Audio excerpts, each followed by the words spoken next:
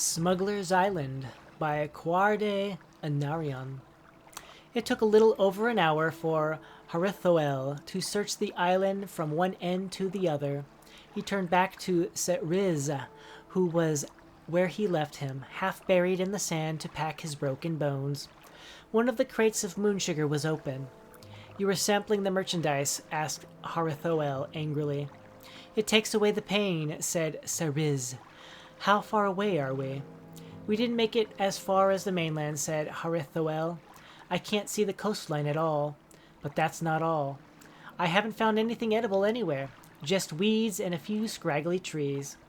"And no other survivors?" asked Seriz. "No, it looks like we're the only ones. I guess the nice way to look at it is that if we're rescued, we can divide the profits between 2 rather than between 12. So we'll either be rich or dead," said Seriz. That's a comfort." Seriz was too battered to be of much help, but Harithoel was able to construct a crude shelter, weaving the sand weeds. As night fell on the small island, the two men discussed the smuggling operation and what went wrong. Their boat, laden with 5 crates of moon sugar, was supposed to meet another, the Sand Chariot, off the coast of La Oude. Who could have predicted the storm? Who could have predicted that everyone would drown, from the bold captain to the mysterious figure with ties to one of the royal houses? Everyone except for Seriz and Harithoel. They decided that it was all the whim of Boethia, or one of the other Daedra with cruel senses of humor. Finding fresh water was their first goal, and it turned out to be a fruitless quest. Harithoel dug deeply, but there were no springs under the island, just sand and rock. Seriz felt panic seizing his soul until he saw the small, quick golden fish swimming at the edges of the island.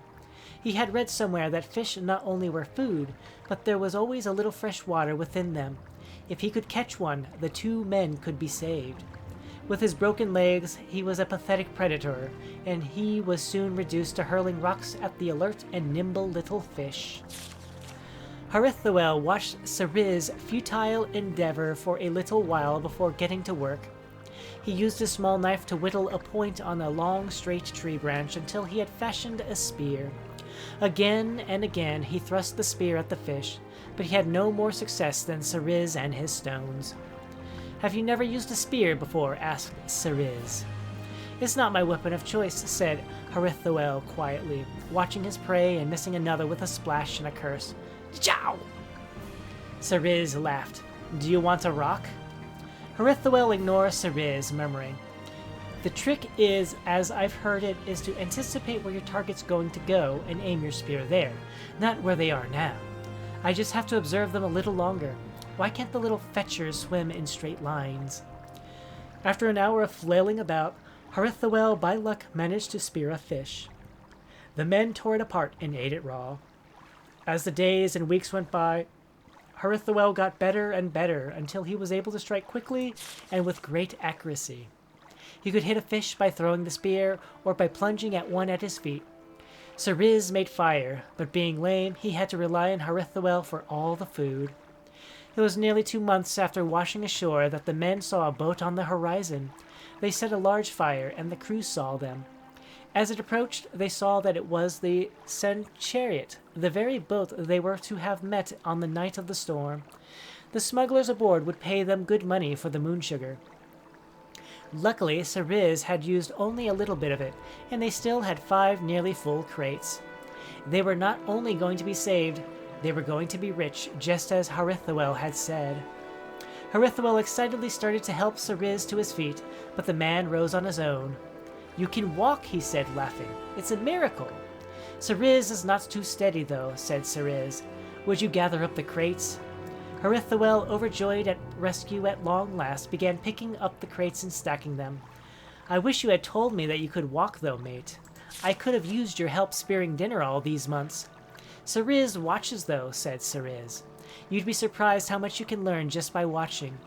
Don't forget the 5th crate over by the tree." Seriz shuffled over to the shore and saw that the boat was only a few minutes from landing. "And Seriz listens. When you said that a fortune divided by 2 was more profitable than a fortune divided by 12, Ceriz listened to that too. Ceriz shuffled back to the crate by the tree, and it occurred to Ceriz that a fortune divided by 1 was even better. Ceriz pulled the spear out of Harithoel's skull. The trajectory had been perfect. It had fallen down from the branches as soon as the crate was removed, just as he had planned. Like you said, the trick is to anticipate where your target's going to go and aim your spear there. Ceriz pushed the crate to the shore and waved the boat in.